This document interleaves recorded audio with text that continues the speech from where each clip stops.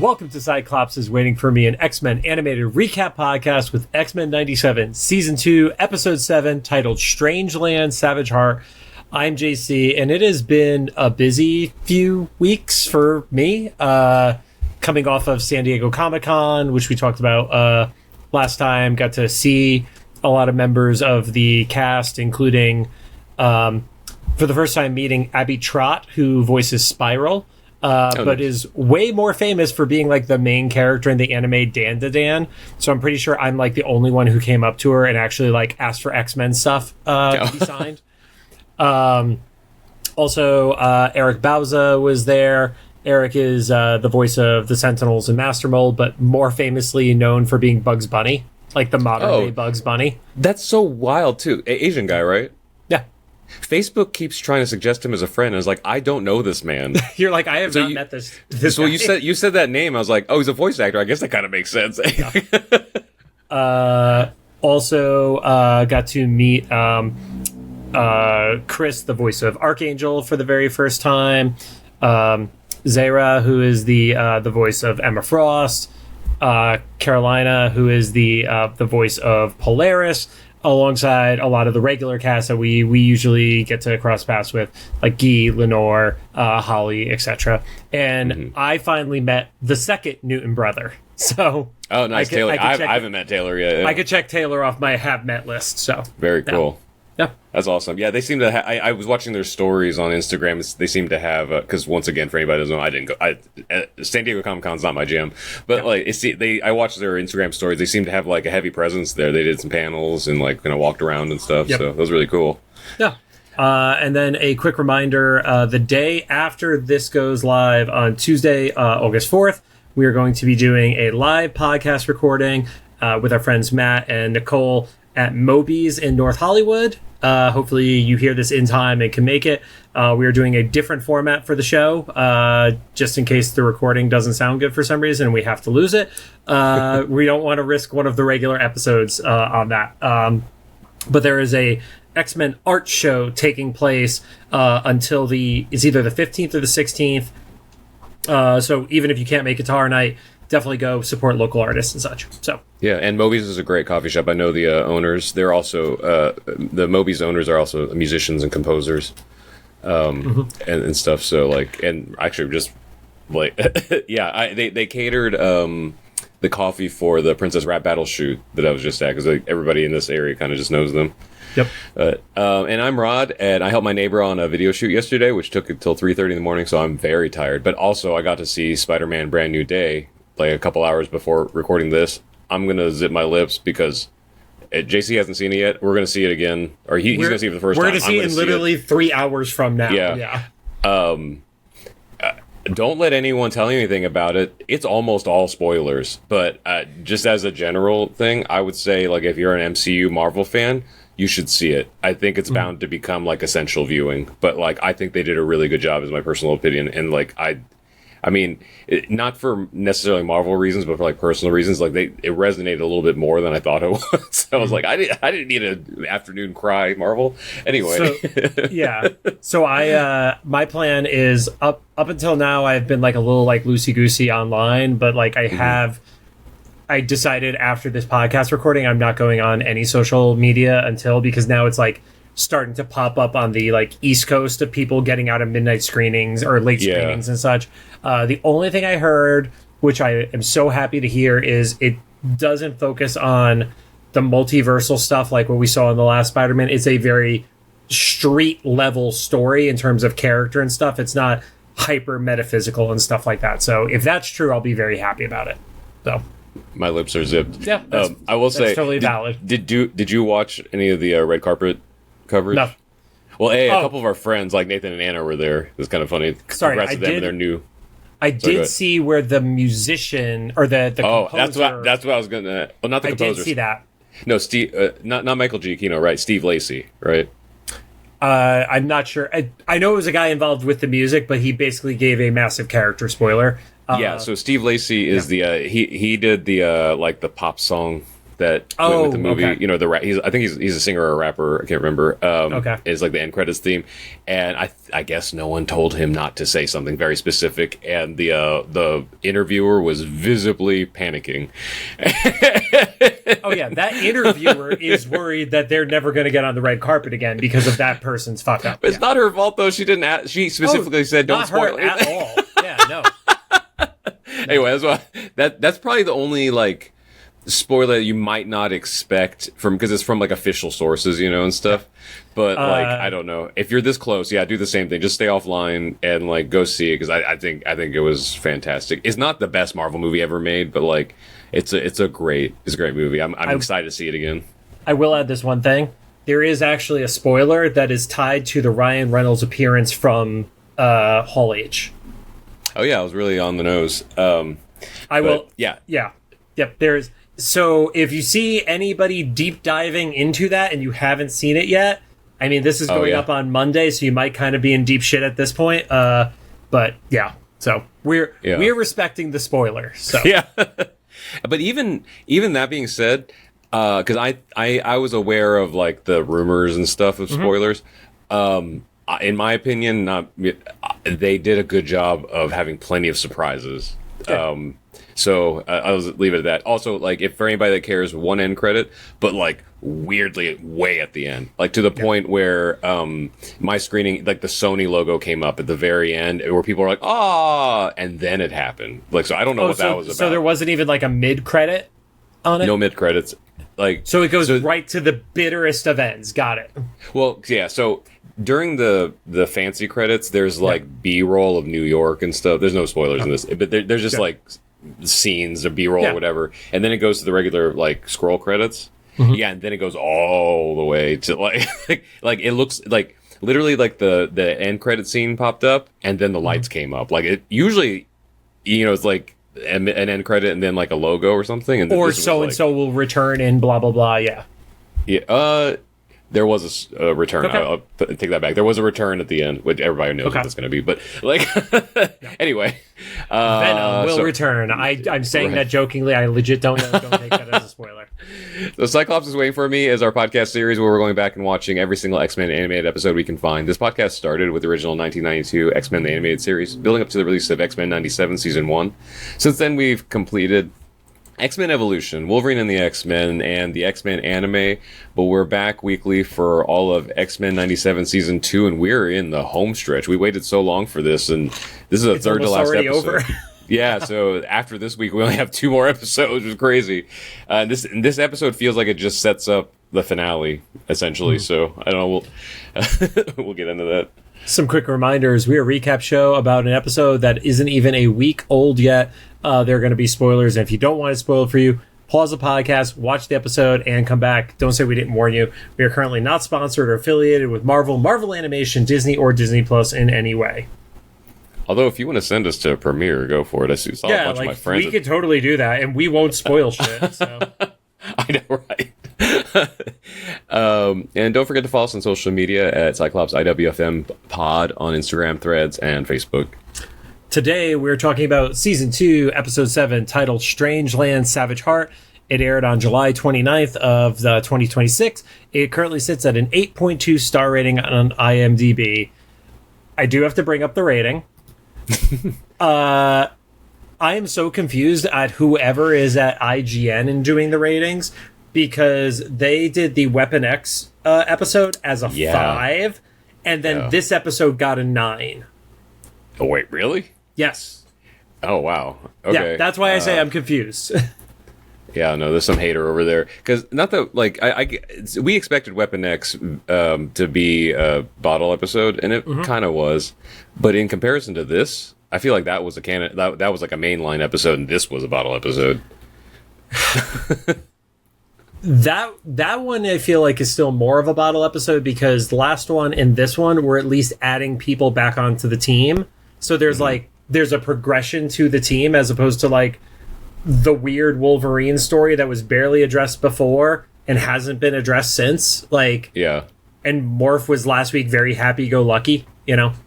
Yeah. But I guess what I mean is, like, I know this one basically sets up somebody coming back, but like that could have happened at any other that could happen in like a pre-roll or something. You know, like well, I'm talking more about Colossus. So yeah, that's what I mean. Like him coming back, like it could have, because all that happened so quick. But I mean, it was still fun. I would say like I've loved. Okay, Lucy's running around here like a pony. I still loved, even though this is like my least favorite. I've loved every single episode, like more than most animated series and stuff. So this is still really good. I was still really entertained. I'm not familiar with Exodus. I didn't realize I had seen his action figure as a kid. I never had it myself, but I remember the packaging when I saw the toy. I know there's probably some Exodus fans out there not happy with this episode, but so let's just like open that can of worms up. Everybody who saw Exodus dancing in Genosha and not fighting the Sentinel was pissed last season. Yeah, this takes it to a whole nother level because Exodus is Omega level. Yeah. Like in the modern comic era, coming off of like the Krakoa story, he was like on the council. Like he was like one of the leaders of Krakoa, and he just gets bitched out in this episode so badly. So he's not really dead though, right? Because at this point, they're just killing everybody so willy-nilly. I don't know who can actually be like perma-dead. Yeah. I'm pretty sure, because just being an outsider, that like this just means there's a reset. Yeah, because there's so many people that are dead, and like, especially at the we'll talk about the very end of this episode, but like, there's something else cooking. I don't know about what's going on, but yeah. Anyway, so jumping right in on the Previously On, we have Rogue doing the Previously On, which it's very much a Nightcrawler episode more than a Rogue episode. So it feels like it should have been Adrian doing it, but maybe they just hadn't found a good one to use for Rogue yet, so they decided to give her this one. And it's some flashbacks around the Nightcrawler Mystique story, which was his speech he was giving in the previous season. You see quick shot of like Reverend Stryker on TV. I thought was interesting. Like they made you insert that, and you get a little bit more of the Creed Sabretooth stuff from the Weapon X episode, where it was like, yeah, I should have killed that runt when I had the shot. And then some of the back and forth between Val Cooper and Xavier with regard to X-Corp. So going into the intro itself, we see they are giving Polaris full-fledged membership to the team by having her own title card. And she has a great title card. Like, I love the imagery, and she had more of the Aurora Borealis stuff behind her. And new stuff that wasn't there previously. You do see the Executioner shot with his arm cannon. That's something that hasn't been in there before. You see a reanimation of when Mystique like dropped Nightcrawler down a waterfall from the original show. And then they also inserted Creed with Apocalypse when he realized that his virus wasn't going to work in, I think that was season 2 that took place, that one, because that was Creed, Apocalypse, Cable, when Apocalypse went big and gigantic episode. So, yeah. These animators are crazy, because every single intro has been new, even if a little bit. That's crazy. Yep. Then you had the funniest comment when we were messaging after watching it for the first time about the start of the episode. Yeah, it's just like, that feel-good intro, right? Because, like, you just see Genosha again, like, not even a little bit before. It's dead in the heat of that big bug thing, like, attacking. When the Wild Sentinel is attacking. And Magneto is, like, starting to fight back, and then they transition the attention off of Magneto when he gets, like, blasted through the side of a building. And you see Colossus and Magik in, like, gala outfits, and they transform. They retcon this slightly, because aside from the fact that we don't see them in the Genosha scene from season 1, we never got the impression that Magik was on a New Mutant style team, because they only met Colossus at the beginning of X-Men the Animated Series. You see Illyana as a younger kid in it, and then we've seemingly followed their interactions with the X-Men, and there was never a second New Mutants team, and she's wearing the full New Mutants uniform like what Sunspot was wearing at the end of last season. So that part was retconny to me. I think I seen a theory from Gina Ippolito that they followed. I'm not familiar with the comics, but like she said, there was a comic storyline where there's like a time dilation with Liliana. If there is, I'm not personally familiar with that one.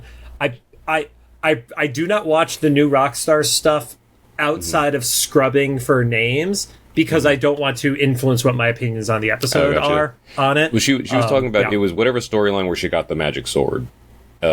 That may have like aged her up, but I don't know. Yeah, it's 3 years. Kids turn into teenagers real fast. Who knows? I'm less concerned about the time jump from her aging up to the fact that she was wearing the uniform, because I do agree. Like her in limbo story could make sense for her aging up, but her all of a sudden having like a uniform that is a very clear X-Men uniform, I thought was weird. Yeah, is what so it is. Either the thing I said about like just everything resetting is going to happen, or they've left a lot of open space for either like some of the filler comics that you've been showing me, or to go back and see what happens, because I feel like the whole Colossus Magik thing she didn't even have any story, you know, like no, and I don't know, especially from the trailer, I got the vibe that she was going to like have a full thing. So, they showed almost too much her in the trailer. Her entire on-screen appearance happens in this trailer, and then the memorial later on. So so they showed too much in the trailer because it didn't. I feel like it didn't hit the same way, like because we knew she was already dying from it. Yeah, and then it was basically just the intro to an episode. So yep. So I did also laugh when she's teleporting a few people to safety. This one was I will credit to Gina, that she pointed out that one of the mutants that we all assumed was Loa in the previous episode at the school was likely this was the actual Loa because of the character design being way more comic accurate. The woman with the red hair and the diamond on her forehead. And I agree totally with that assessment on it. And then Colossus throws a car at the face of the Sentinel, and it does absolutely nothing. Yeah, well, because it's like, I guess it's supposed to show scale. The thing was like an ant. Yeah. But also, it did change size. Like, it does have inconsistent sizing, and I hate to be like that pedantic guy, but like there are full-fledged like Sentinels coming out of its stomach, and then all of a sudden, like, Gambit's in front of its face, and it's like it's only two Gambit heights tall. So like something was variability. It was kind of like a Megatron in Transformers. That's so funny, because I think it was in the making of X-Men 97 Season 1. I think Jake specifically said that they went out of their way to work on scale for the first season. So I wonder if someone went out of their way. The size of the Sentinels throw it off for me. So yeah, because he was saying the original series, the Sentinel scales were so variable. Oh, yeah. Absolutely. And then let's talk about the death for a quick second. She's a teleporter. She's the fastest teleporter in the X-Men, faster than Kurt. And she takes the shot. There's a reason she did that. That cannot just be, I resigned. Like, she had to, there was a reason why she lets it hit her, right? I was like actually confused, especially after the rewatch, because at first I thought Colossus yelling her name distracted her, and then the blast just happened too fast or something. But then when it cuts back, she's turned back around. Yes. So that's what like he's yelling, they have eye contact, and then she turns back around. It felt like she intentionally took the hit. But it doesn't like save Colossus or anything. Yeah, it's like, but for what? Like, no one else was around. She'd already teleported all those people out, and I don't know. I also love the idea of teleporting people out. It's like, you're safe now. It's like, from what? That thing is the size of this island. Like, and we know from a timeline perspective, actually, she's already been to Limo, because otherwise Morph would not have known to turn into Darkchild in season 1. Oh, there you go.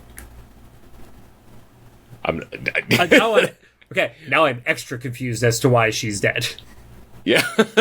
And we'll see if the writers keep that continuity, or if they listen to this and then know the continuity for next seasons. Yeah. Or I guess it just got confirmed X-Men season 3 is wrapped, right? So and season 4 is greenlit in production. So yeah, so maybe season 4. We'll see. Yeah. Yeah, there was something about it that just felt weird. And now my theories of who the Horsemen are all completely fucked too. Oh yeah. Well, maybe that's why she died. Like, is it just people from Genosha?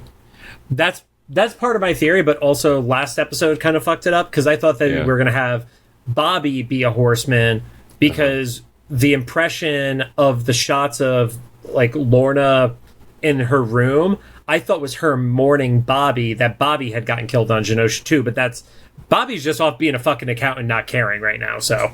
Yeah, I don't know. We just lost track of him. Yeah. He's been in the intro, but he hasn't actually been in an episode outside of like a framed photo at this point. Yeah.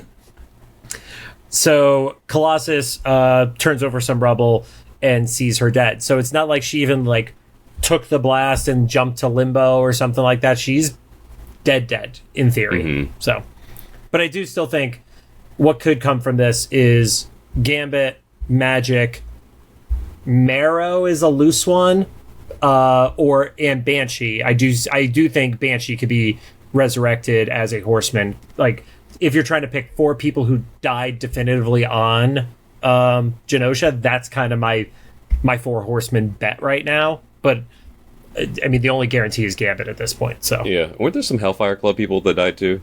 That they showed the bodies of? Shaw died. So, yep. Maybe, like we have candidates. Shaw and Callisto and Dazzler were also like named characters that we recognize. A Dazzler horseman that'd become badass.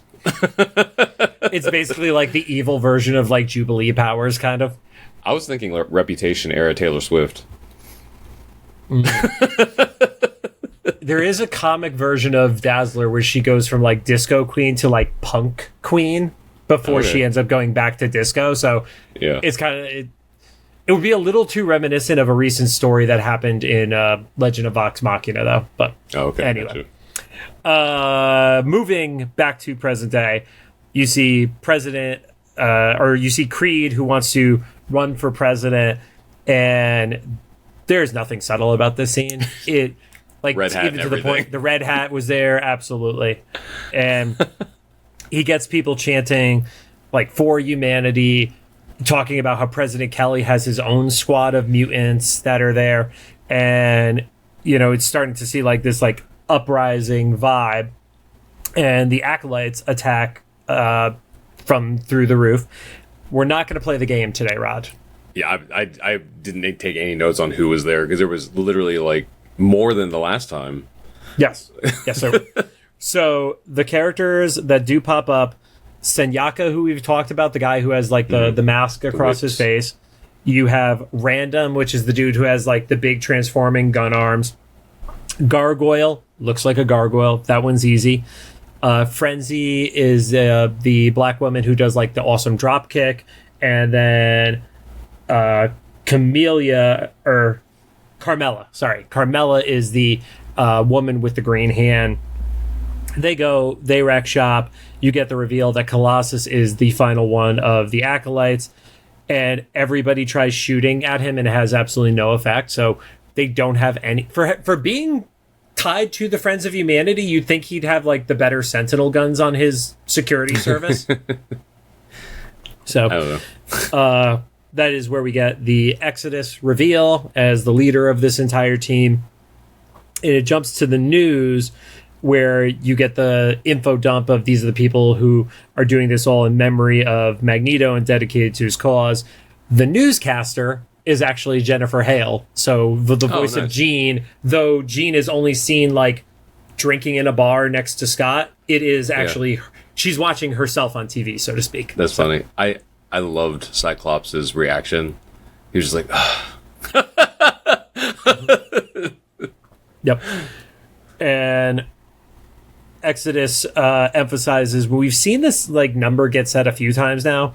4,621 seconds is what it took to destroy Genosha, which is 77 minutes. So that's not accurate to like what our real time was as an audience or anything like that. They just really like to emphasize that time frame. Emphasizes Magneto's philosophy, and it's like, well, we can't appeal to your better side because you obviously don't have them. So we want everyone who was captured by the race traders of X Factor to be released. And that's where you see in one of their holding facilities, Pyro and Avalanche, which gives us the answer of what we've been asking for a while. What happened to Pyro and Avalanche? I guess that's the thing is like if we haven't seen a body, someone dead, then they're just in that prison. Like, you also see a shadow in one of the cells shaped like Forearm, the action figure that we've talked about in the past. And not really a spoiler because it's out there online, but it looks like I thought it was going to be this week based on some of the footage that's floating around. But Pyro and Avalanche look like they are coming back either next week or in the finale week. So, oh, nice. With the Mutant Liberation Front is the characters around it, basically. So this was like a tease for them to be back. Yep. And essentially, it's, you know, if they don't do it, then they're going to murder Creed in 24 hours. So, which this such a it's kind of a brilliant trade because that really tests like humanity's, you know, like how much priorities. do you value a human life? Yeah. What that human life, right? Like, you know, like if you take like just a leader of like a very like bigoted niche group, and you know that's like had like not just like by opinion, but like convicted like atrocities. Well, you know? We also get the impression that he hasn't been convicted. Anything that ever seems to happen, he gets let go for. And it's not like he has an ally in Kelly, because Kelly has been like neutral leaning friendly to the X-Men, not like a full-fledged ally, but not enough that he should just be like on the side of Creed, you know? Yeah. So, but seemingly he keeps getting away with it. The other part of this episode that I thought was a little weird is for some reason they had a file like printed out and ready to go of Graydon Creed and his mom, dad, and Nightcrawler just like there. I don't know why they would need that, like other than the exposition dump for the audience who may not remember it. But like Rogue and Nightcrawler don't really need to look at a file to know who Creed is and who his family members and associates are, you know? Or Nightcrawler just carries it around. just guilty as fuck. I will say the exposition dump did work because I kind of forgot that until he pulled it out. So maybe it was for people like me. There's a little bit of the back and forth between Nightcrawler and Rogue, and he's like, you know, in our family, nothing is this simple, because Rogue gives one of her colloquialisms around, you know, he doesn't deserve any sort of empathy or, you know, at this point. So I thought it was a pretty good colloquialism. It was, what, like a hungry alligator in a room full of kindergartners? Or, no, at a petting zoo. Sorry. It was a alligator thing, yeah. Still not as good as the long-tailed cat in a room full of rocking chairs, but nothing is going to be as good as that. So. Same formula, so. Yep. And then you get a little bit of hollow interaction between Xavier and Val Cooper. Val is already working on getting the UN to approve her use of X-Factor, and Xavier points out that he already kind of knows where they are, and the X-Men are on the way for it. I feel like Xavier like kind of showed his hand because he should have said X-Corp as opposed to my X-Men. Like, if you're going to play this whole like scheme of like, we're a corporation, like use the proper titling, Chuck, you know? Oh, so I just kind of assumed X-Corp was just like the, you know, the company they started, whatever. He still called them X-Men, but I don't know. I mean, that's probably what he's doing. I'm saying from a branding perspective, if you're going to go with the new brand, you stick to the new brand. So. Yeah. I sent my E-suite to, or C-suite to the exactly. And then Beast is flying the Blackbird, so you know the Blackbird is going to get fucked up. And he gives a welcome to the Savage Land, which the way he delivered it, 100% to me was like, welcome to Jurassic Park. It felt like the same like beat and cadence to it, the way he was describing it. And there would be another Jurassic Park like reference like 15 seconds later, so that was definitely a Jurassic Park reference. So on the Blackbird with him is Nightcrawler, Rogue, Polaris, and Bishop. Polaris and Bishop are just like flirty as shit with each other this entire interaction. And Bishop is like, I don't want to say he's like negging her, but he's definitely like the like, I'm going to sort of bully you kind of flirting with her as he's going for it. And I guess, do we know his name is Lucas? I mean, comic book readers have known he's Lucas for forever. Okay. I don't remember if it's ever been said in the show. So. I don't think it was said in the show. It felt like a special moment, and I didn't remember. I mean, not remembering it doesn't mean anything, but like it felt like it was a big, because he didn't say Lorna, you know. Mm-hmm. Yeah, I don't remember it being said, but that doesn't mean anything because, you know, it's been so long since we've watched the original episodes at this point. It's just the amount of content we've consumed, like that specific memory is lost on me. But comic book readers, like, maybe that's why it didn't even stand out to me, because it's like, oh yeah, that's his fucking name. So yeah. So they, you know, they're flirting a little bit back and forth. You get a little bit more of Nightcrawler talking about how he doesn't believe that anybody is above salvation, or which, okay, I get it. And then it seems like they're going to go deeper into like the argument about Creed again, and the power dampener hits, which is shown as a purple radiation, which we knew existed, not as formally like as like calling it like a power dampener tower. I don't think it was more. It was just kind of like people just shut off when they got there, you know? Oh, okay. So so that's what that blast was. Because like the way Bishop described it later, I thought that was separate from the dampener. I got the impression that it is the dampener, and because when they blow the dampener up, it's that same purple. Yeah.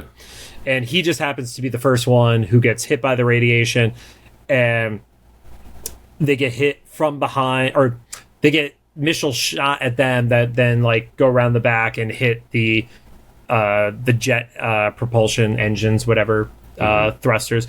And Rogue is about to help him. Her power goes out, and then Bishop and a parachute like gets sucked out the back of the plane, and Lorna pulls off her seatbelt, dives out after.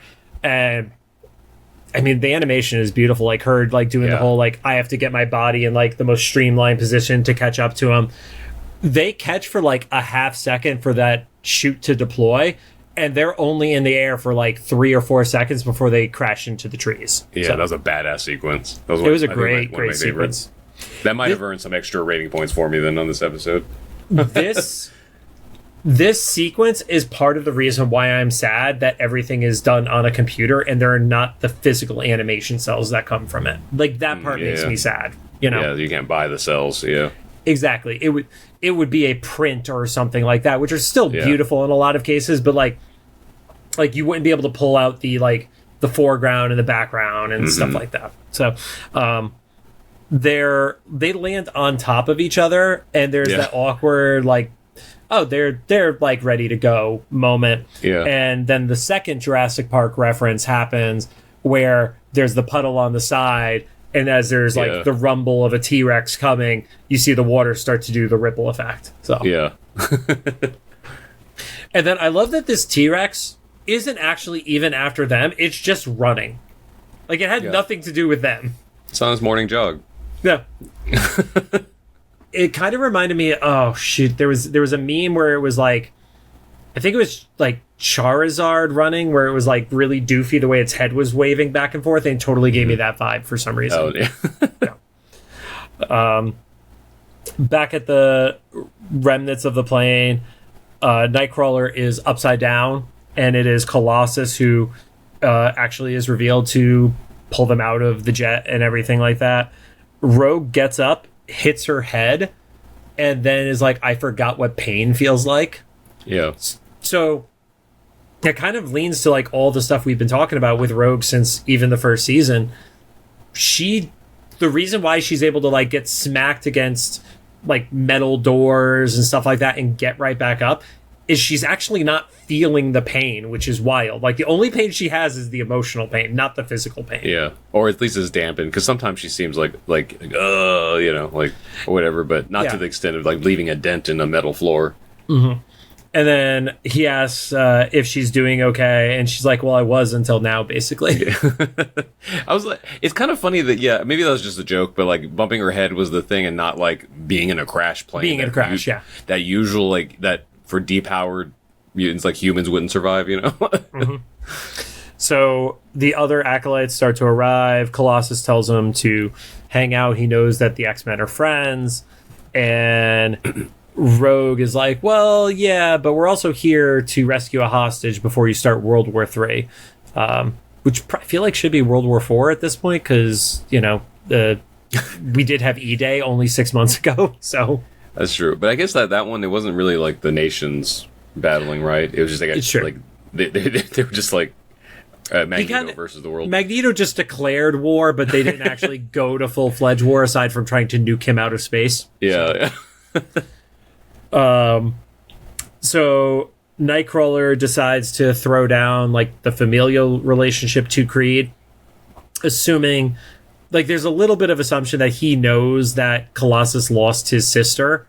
Because I feel like otherwise, why would you do that? Because like if somebody's committed crimes against your species, is saying they're my brother really going to appeal to the average person? It's like, oh, cool. Well, your brother's a piece of shit and we're going to kill him anyway, you know? Yeah.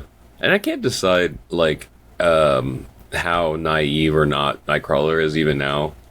Because that statement especially is either manipulative or, you know, he's just like, but we save our siblings, right? No matter what. And I was like, I don't know. I personally, out in the real world, don't agree with that. But, like...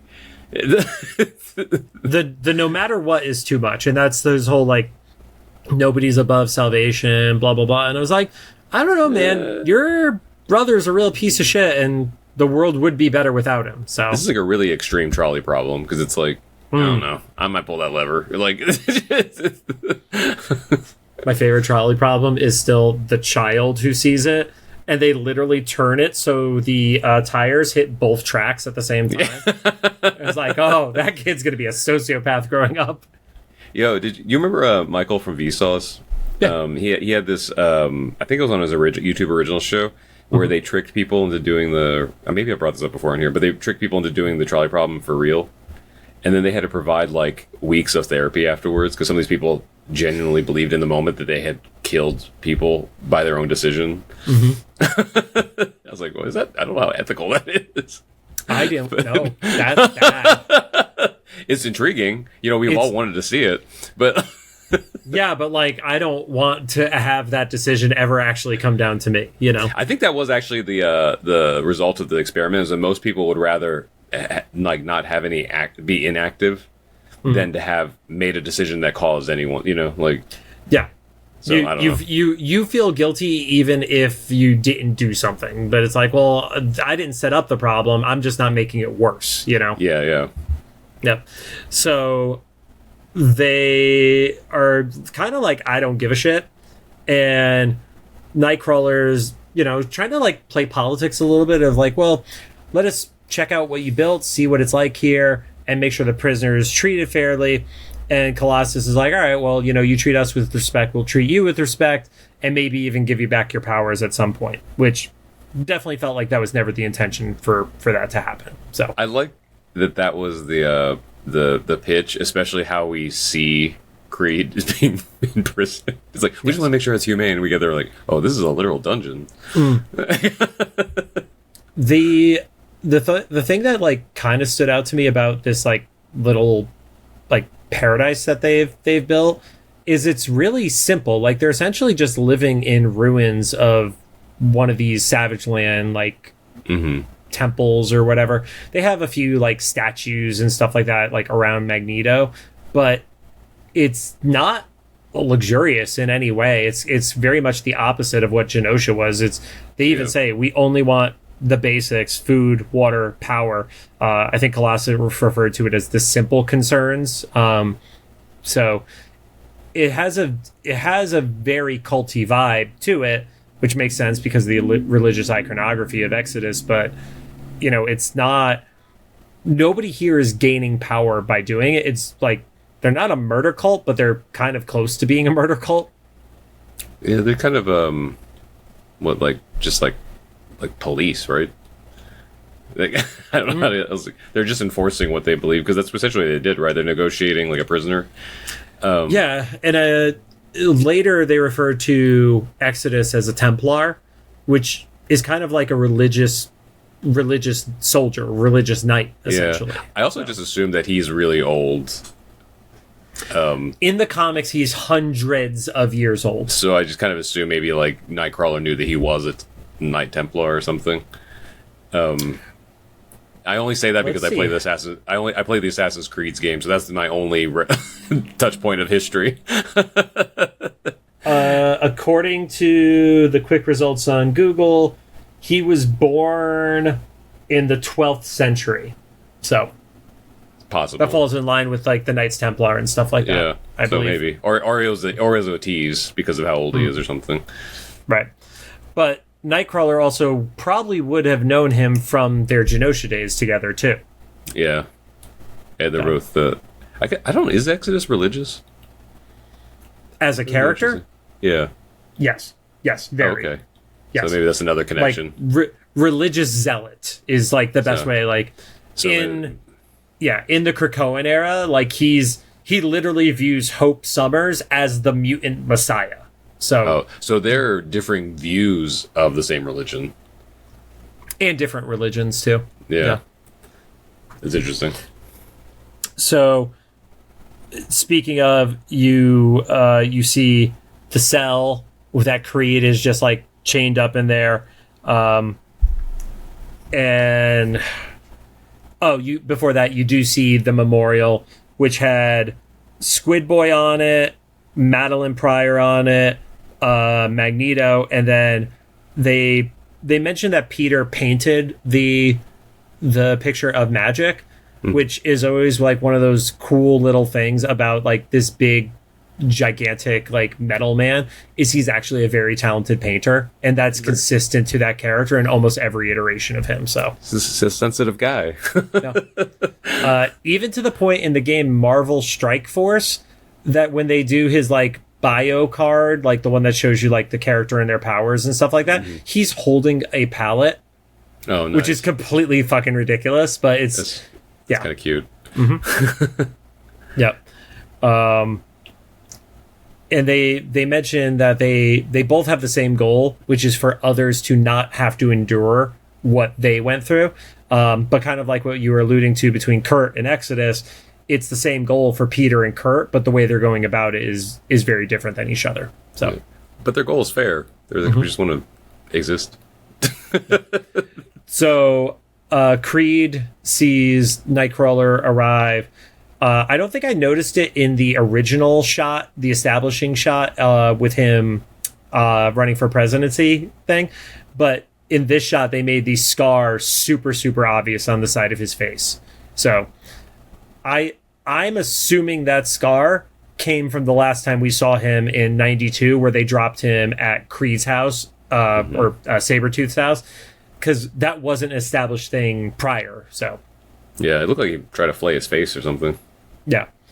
And then Kurt starts speaking in verses, and then Creed's response is essentially, just kill me. I'd rather you just kill me than make me listen to this sermon. So and it was Exodus that pointed out, like, it's like even now he still fucking hates you. Yeah. You know. And I'll give him this. At least he's a bigot, but he's consistent. Yeah, it was something like, even now your own kin still can't or still hate you. Yeah. So Exodus shows up, kind of insinuates that he's welcoming the X-Men to be there, kind of like as a helping hand for the new world that they're going to start building. But it kind of sounds like he's also like, well, we're going to take the world back to the fucking Stone Age because we don't even have like electronics other than the power dampener down here. Yeah. So. Which the power dampener thing is more reasons that the X-Men need to destroy more stuff when they leave these big battles, because they left it functional enough that someone could resurrect that somebody could rebuild it. Yeah, like they should just like level that thing under the ground. They should do what Storm did to that mainframe in '92, because it took forever for them to rebuild the database of all the mutants. So just fry the one single computer. Storm's computer fry was the absolute best one. So yeah. Then there is a little bit of the back and forth of Exodus is pissed because humans have let him Creed off for all the things that he's done wrong for them. And Nightcrawler's like, well, he hasn't had a day in court with us. His crimes were against our people. Let me argue for his soul, essentially. And that's where he drops the Templar comment about Exodus. So, and he basically says, if, Exodus wins, Kurt will join the Acolytes, showcasing that, even the X-Men can see the light. So kind of appealing to that cult leader vibe that Exodus gives off, with the caveat that Colossus needs to preside over the trial. So there's a couple of fun implications of that. So the first one being like, does Colossus have any credentials to be a judge in the court of law? I know this is a new society, but that's kind of funny. And the other thing is like, I wonder if they just like used cartoon logic and skimmed over this, but like him coming from like the Soviet background versus most of the other people come from like Western backgrounds, like, do they just assume that's all just gonna like jive, So I think what they're playing off of is, in the comics, Colossus is usually seen as one of the most grounded of the characters and doesn't lead with emotion. Like, even the only reason in the comics that he joined the Acolytes was because his sister died of the legacy virus. But before that, when he was an X-Man, like, he was never the one turning to violence immediately. He wasn't, Wolverine trying to kill people and stuff like that. So Kurt, I think, feels a little bit of a kindred spirit of like, this is the most moral one. So he's the one I trust to do the right thing the most. Well, I'm just saying like that the Acolytes would agree to that. We're like, sure, I guess. Like, I don't know. It's also, to an extent, the Acolytes are just kind of placating the X-Men there, because they have all the power. They literally have the power to do this. And Exodus also knows if for some reason shit goes belly up, he could just win anyway. He doesn't need, because he thinks he's invincible from the power dampener. Yeah, he's gonna vaporize it right anyway. Yeah. But it also gives the implication that Colossus and the team, or Colossus and the Acolytes, don't know that Bishop and Polaris are on the island. Because nobody has been like, oh, we should probably try to find our friends who fell out the back of a fucking jet. Yeah, because they don't have any. They have powder dampener, but they don't have any other tech, right? Yep. So it's kind of like, I guess, blind faith from Kurt and Beast and Rogue, that they're like, all right, well, our guys are either dead or gonna save us, so let's just kill as much time as we can. And if they're dead, there's nothing we could do about it. So Bishop and Polaris are at the plane. They grab guns, and then this had to be like a euphemism that popped up here, because she was like, don't implode on me, when he was mentioning that his like, he just needs to release the power that's been building up inside. I didn't even think about that. Yeah, I was going to say, like, because earlier the way he described it just kind of sounded like he was constipated. So, but I didn't even pick up on that. That's kind of funny. I mean, she's like, you're being I'm definitely reading too far into it. I'm doing what you used to do in the other series. She's like, I know I'm blue balling you, but like, we got to save these people first, and then we can get down. And then it's like, well, Polaris says that she has a plan. It's not going to be stealthy, but it's going to be fun. And you see the pterodactyls, or whatever the fuck they are, of the Savage Land flying through. In this like arena thing, they actually, I didn't know it, but the one who says like blah blah blah presiding over the trial and all that shit, that was Senyaka's voice, and I only know that because when I do my rewatch, I put the captions on. Oh, nice. Yes. So he finally has a voice. You do see a few X-Men that are, Acolytes that are pretty identifiable in there. Amelia, who is Xavier's ex, which we pointed out alongside Mellencamp and Gargoyle in the prequel comic. They're all in there too. And then behind Mellencamp, there is the mutant wearing basically like all gold with a helmet. That one is Tempo. Tempo was used pretty frequently recently, so that's why like she stood out to me. Other quick run through of names: Barnacle, Anna Marie Cortez, who is Fabian Cortez's sister, Neophyte, Burner, who is actually not a X-Men or not an Acolyte in the comics, but is the one who was friends with Gambit from the Bayou. The guy with the half robot arm is Katu Kahil, you have Scanner, and then there's another one called Remrem and Static. And then in addition to that are Rusty and Skids, who were the kids from the orphanage Purple Man episode that got recruited in the prequel comic book. So, and I remember Rusty from one of the original episodes. Yes, right? Rusty was the one who was in the orphanage where Scott blew up the abandoned building that was definitely filled with squatters. So, and Deadpool too, right? Yes, the same kid from Deadpool. Yep. So they basically are like, all right, Senyaka just whips Creed for the hell of it. And Exodus goes through first and gives a very quick, prosecution, which to me tells me he doesn't give a shit. It's him, doing just for pomp and circumstance, because he doesn't think he has a chance of losing this. And he is kind of stating the obvious, Mm-hmm. None of the things were untrue. Yep. Yeah, and literally calls out that the humans let him off. There's also...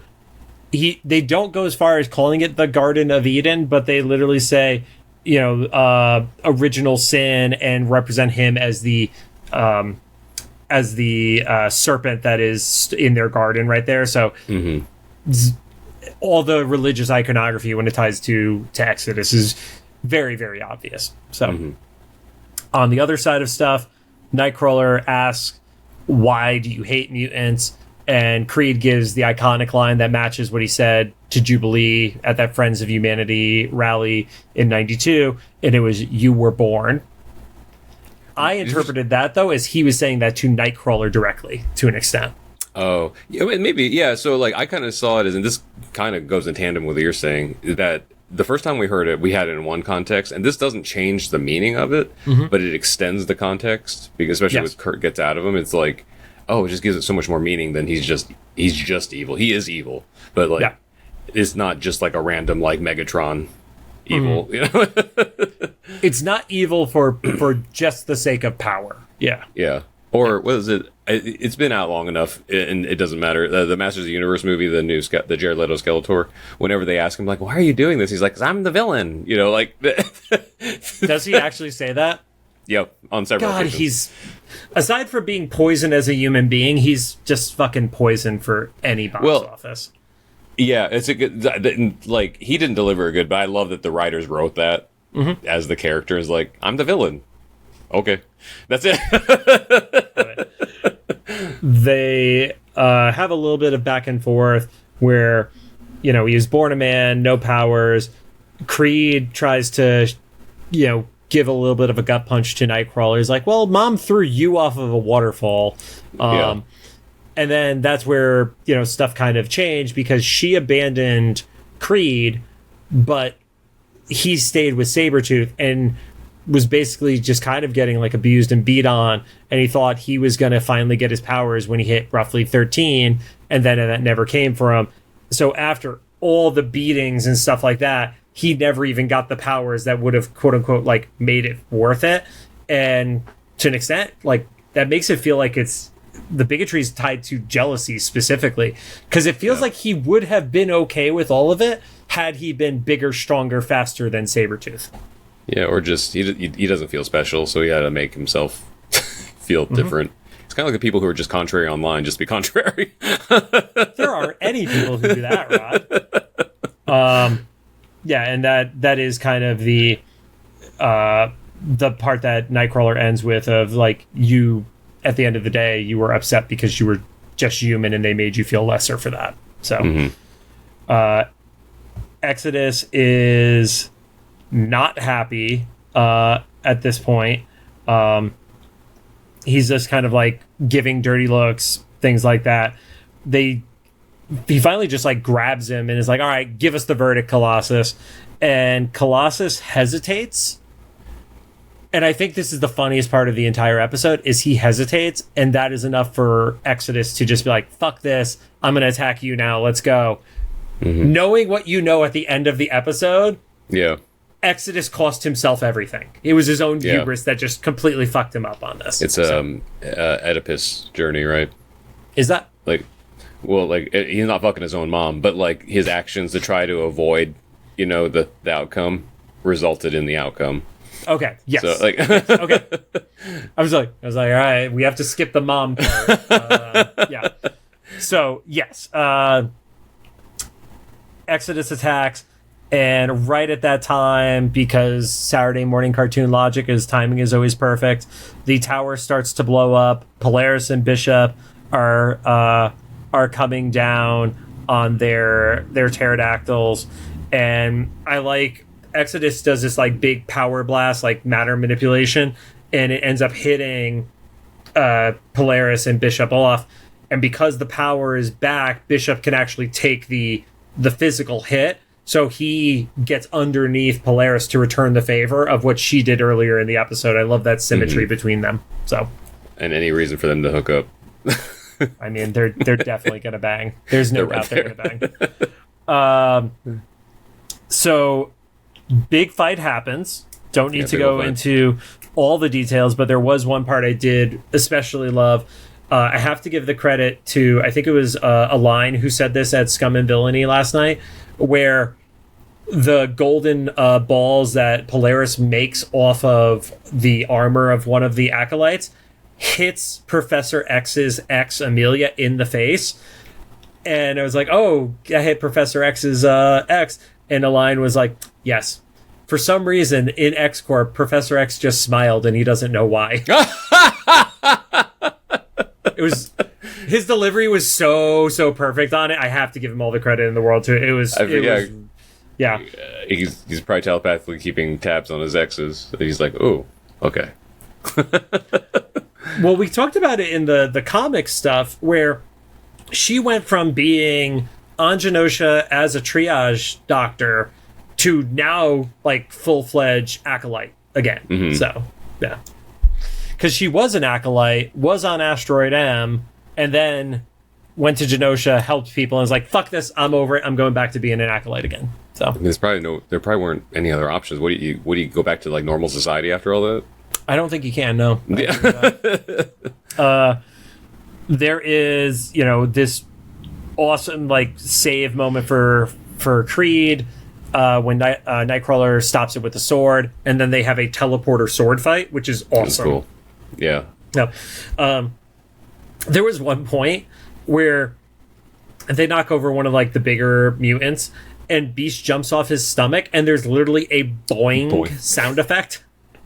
I checked for that in the rewatch because, like, maybe I just made it up because I was tired.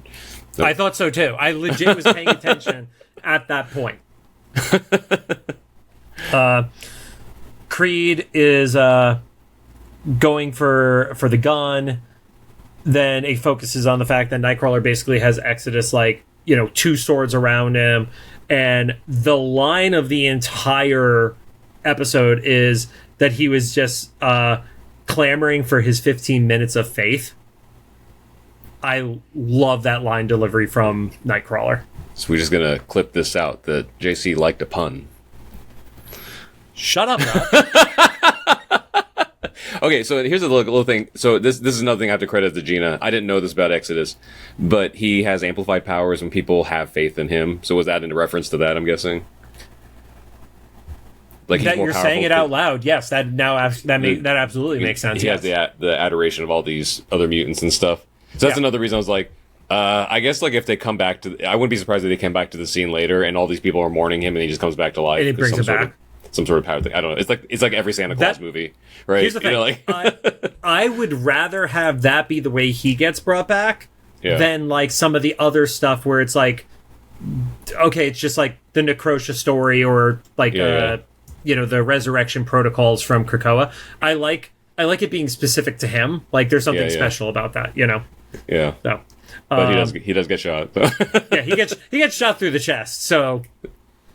And maybe a part of that is, like, some of those acolytes, like, oh, wow, yeah, as you're describing, like, you reminded me on the power set, could it be the fact that some of the acolytes started losing faith in him as they were hearing Nightcrawler's argument, and then the fact that he jumped right into a fight as opposed to letting Colossus give it? Like, that's a momentary lapse in faith that makes whatever shielding he might have be weaker than if he was at full, cult vibes. That would be a fun reason for him to get a shot, especially because like that makes him have to be the ultimate politician, right? You can't make bold statements without having everyone's backing. So that'd be kind of cool if that was and it makes the 15 minutes of faith even more impactful, because that is the moment that the shot happens, that the faith in him dropped out and the shield went away. Yeah, that'd be great. Okay, I like working through stuff in real time. So I love that Polaris's response as Creed grabs the gun and puts it to Nightcrawler's head is throw a sword at him. Like, she's very much her father's daughter, right? Yeah, metal, right? Yeah. Oh, stabby goes at person. So yeah. They end up teleporting into the snow surrounding the Savage Land, and there's just more of the back and forth between them as a sibling group, and it's like, should you be forgiven? That's literally what gods are meant to do, is be the ones to judge you on that. And I love I do love that Nightcrawler lost his patience there. He was like, I fucking gave you every chance. Yeah. But also, like, I kind of wonder if Nightcrawler feels like that trolley problem thing, where, Exodus's death is kind of on Nightcrawler. It is. Yeah. So the note I wrote there, because, is it, should I spare you and put other people at risk? Or do I commit an atrocity by murdering you and spare the possible deaths from everybody else? I kind of call that the Batman conundrum, because like Batman's whole like don't kill thing, every single modern story of Batman is like, if you just killed the Joker the first time, thousands of people would have survived. And this happens with so many of your enemies. Like you keep going for redemption and other people pay the price, but you never do. Plus, I'm pretty sure he kills a lot of other people around, just not the main villains. Accidentally, right? Maybe. I don't know. Is it an accident if you're like driving through a building in like a market or something? Batman doesn't kill. The Batmobile, though. Oh, there was a great video game clip that happened today, appropriately timed for Spider-Man, where like Spider-Man also has a do not kill rule. It's two guys webbed to the side of a car, and Peter goes around to the other side of the car, and it's like a quick time event. So he's like, picking up the car to flip it over to pull somebody out from under it. But that implies that when he flips the car, it lands on top of the two people that were webbed to the side of it. Lips are sealed.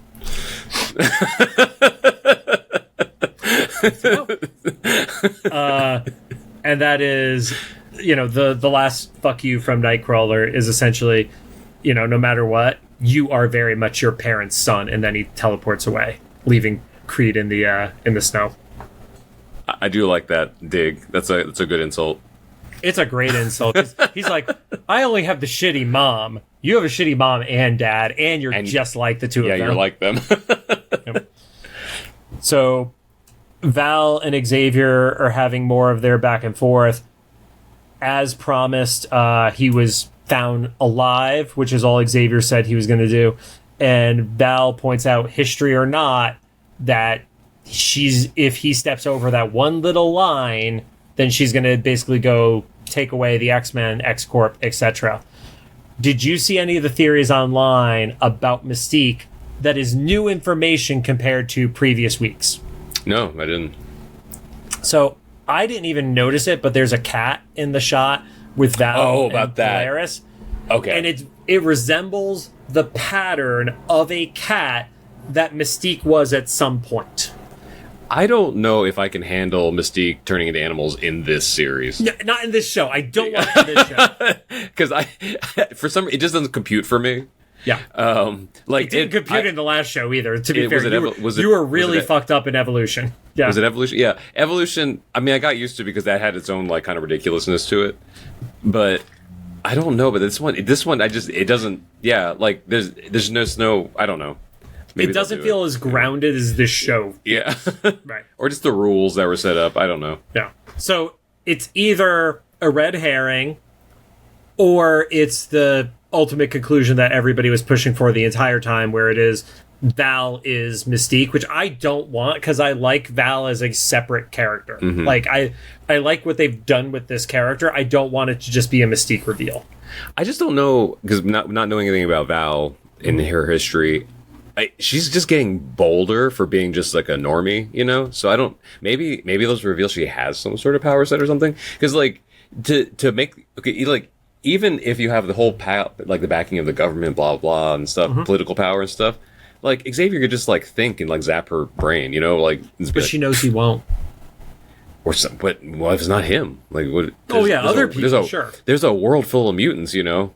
That, like, there's a whole fucking acolytes out there, you know? Yeah. She could get death noted very easily, is your point, yeah. Yeah, like, I don't know. It's just, like, really bold to, like, I don't know, maybe that's, like, another chip in my thing of, like, her being somebody else, or, you know? Or it could always be, hey, she got put in charge of X Factor. Then there's the swap between Mystique and her, and she's only been her for like a month and a half. Like, she was the one who was pulling people and recruiting them or capturing them with X Factor, maybe, you know. So, or if it's gonna be that, that's what I want it to be. So here's Rod's dumb theory that is not plausible, but would be hilarious. I hate it because it's gonna be right. Is that the cat is not Mystique, but does kill Val? That would be hilarious. Right, I think we finally found the really dumb theory that I'm safe on.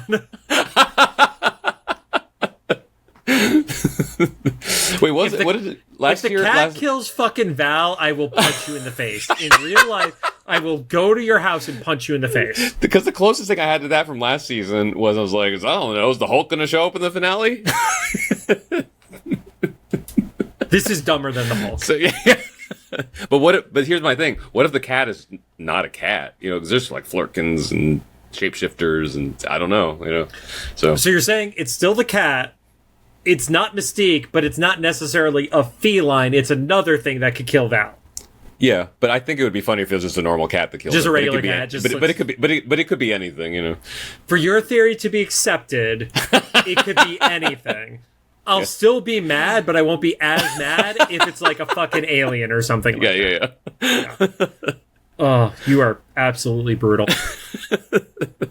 Landing back at the mansion, they welcome Peter home, which again is a little retconny because he was never a full-fledged member of the team previously.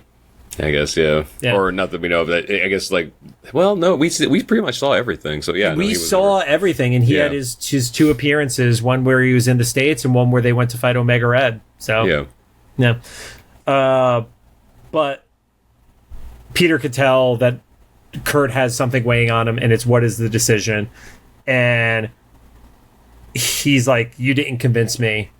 Which, like I said, that is the biggest irony for Exodus because he literally was going to win and didn't need to do any of the shit he was going to do. Yeah. I like the honesty because what he said, he's like, you didn't convince me, you would have convinced her though. Yeah. And like, I was like, James, like maybe you convince somebody else, but like, man, if Rod was the judge of that thing, I'd be like, yeah, lock this guy up. Holy crap. Yep. Like, what are you doing? Well, the part of it that is kind of the funniest is the current iteration of Ileana is she is always ready to fight and like was one of the war generals of Krakoa. Like, so she's like, casualty of war, that guy's a murderer, let's go. Like, she wouldn't have an issue with it in like the heat of battle either. But this is also implied as being a younger version of her that for some reason let herself get blasted. So yeah. Yep. And then we go to Athens, and you see X-Force has arrived. You see the body on the table, which is a, like, shrunken version of Apocalypse with one tooth missing. You notice they made sure one tooth was missing at the front. And Jubilee picks up the burnt Queen of Hearts card, which is the card that Apocalypse picked up out of the ashes in Genosha. Which, I want to hear your theory before I say what mine is for what happened with this whole scene. I don't really know, except because of the context of the show and stuff. I just know he's not dead. But, like, it is a striking image. I don't know what, cause I'm not a filmmaker, so like I just kind of wish that there was like the show was structured, and this is not a criticism on the writers, but just like I wish that there was something here where like that would be genuinely like oh my god, like if for some reason there's something about Gambit and Remember, you know, like that was just like, oh, this feels permanent, even if we know he's going to come back as Death or something. Like, and I wish there was some similar impact with like seeing Apocalypse's corpse, because you see that that's what Cable feels like. He's like, what the hell, you know? Yeah, but like Cable literally says it's not possible. But I don't believe that, because we know Apocalypse is going to be there at the end of time, you know? Yeah, well, and it's just the concept of the context of the show. It was just like he's not gone. Like, I don't know. Like, but I don't know. It does set up, for me, it sets up an interesting mystery, because I don't have any context about like how he could be, like if there's two of them, or he's now in Gambit, or something else, or, you know, because I think a bunch of people pointed out before that in the last episode, it's like, oh, look at Apocalypse being dramatic, just talking to himself. It's like, but I guess maybe he's not talking to himself. So yeah, like is there a clone of him that he's putting his own spirit into? Like, I don't, like, I saw a few people online say like they thought that he's put his essence into Gambit. I don't think that makes sense. But I could be wrong too. Or I don't know if they're doing some weird time travel thing where like he possesses a younger version of himself or something. I don't know, you know. Or it's like, you know, there were leftover Sinister clones or something like that, you know. Oh yeah, because they're not on Savage Island anymore. This is in Greece. So, yeah. So I don't know. Yeah. I mean, I think we all know Apocalypse is not dead. I'm curious where it's going to go, but I kind of feel like it's like he just is in another body, and this is like a red herring that X-Force is getting like deceived by kind of scenario. So, you know what would be a great mic drop that I'd love to eat my words, if next episode they're like, yeah, he's gone, and there's a greater threat. Like they just treat him like he's dead. Because Cable's like, it's impossible, blah blah, and there's like, no, he literally, like, something happened, right, and it didn't work. The transfer of power, he was trying to go to Gambit or something, it didn't work, or you know, but then like they realized that like Apocalypse was like withholding a greater threat or something, you know. I don't know, that's probably not going to happen, but like that would be a real great like stakes, you know, like. I do think it's funny that that Archangel, very, very calm considering we're seeing Apocalypse dead in front of him. Yeah. Like, he has to just be going through like total like jealousy trauma shock, because he's like, I wanted to be the one to do this. Yeah. Maybe we'll see that in the next episode. Right, like that's the cold open kind of scenario. He's freaking out, Overall, I think it's a good episode. I don't think it's a 9 like IGN gave it. I think like the 8.2 is way more accurate to what this episode is in the grand scheme of things. But that's just me. So yeah, this is definitely not the best episode, and I think, I mean, without going back and rewatching the other 97 episodes, I think this is one of my like less favorite ones, but still great. You know, like that Polaris saving Bishop scene was great. Yeah. I don't know anything about Exodus. It was kind of cool to see him do like 3 things. and I love your theory for how he's going to come back to life too. So. Oh yeah, and that's just like with my like very like new knowledge, you know. So I don't have any backing. No. No. I will say one last thing with regard to last week's episode. There is a cosplayer, Rex LeBeau is her name, and she mentioned the relationship between Havoc and Polaris very much mirrors like the abusive relationships of Magneto. So it's like she's very much her father's daughter, even if she's not trying to be. So yeah, that makes sense. Yeah. I do like, because Havoc was just like, oh cool, do you have anywhere to go? It's like that's their breakup conversation. Yeah. Or Havoc is so stupid he doesn't know they're broken up. Oh yeah, that's probably more the case. Yeah. I do like how much like Polaris is like, we're like seeing like a personality, because I feel like in the like up until like the last episode where she was being, you know, like a loose cannon or whatever, she was just kind of like mutant number 5 or something. Yes. And now I mean, especially like in the 92 run, like all the X Factor like kids were boring. So yeah. This has been really cool to see her. I hope she's like is kind of like a new like mainstay in the main The fact team. that they're giving her like a title card gives me a lot of hope for like the rest of this season, and then like it almost feels like there's going to be 2 full teams next season, because you're going to have like you have so many characters, like you kind of have to divvy them up at some point, right? Yeah. Hopefully more episodes. We'll see. Yeah. Well, we also like I said, there was that the trailer that came out that had the pyro and avalanche stuff in it, as well as another character that I'm not going to spoil in case somebody hasn't seen it yet. But then there's also that one clip of Psylocke stabbing Wolverine through the head, and he's like, "Oh, it's already too fucked up in there for you to do anything." And we haven't gotten that scene yet. Yeah. And then there's a shot from the trailer where it's like everybody in their X-Corp outfits, like facing and shooting in one direction, and Polaris is in that lineup, so that's got to be in like the next 2 episodes too, obviously.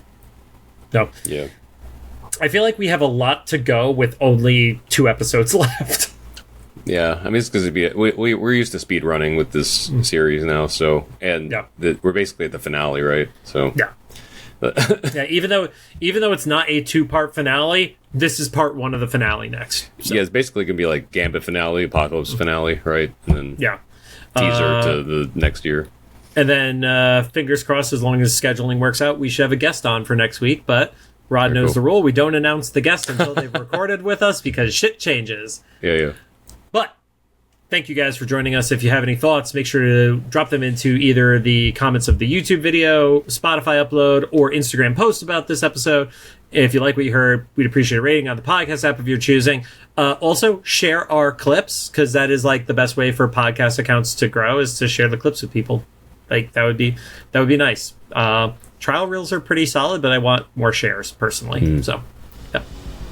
All right, now we're gonna go see Brand New Day. Yep. And I'm not going to go to sleep until 2 in the morning. It's going to be great.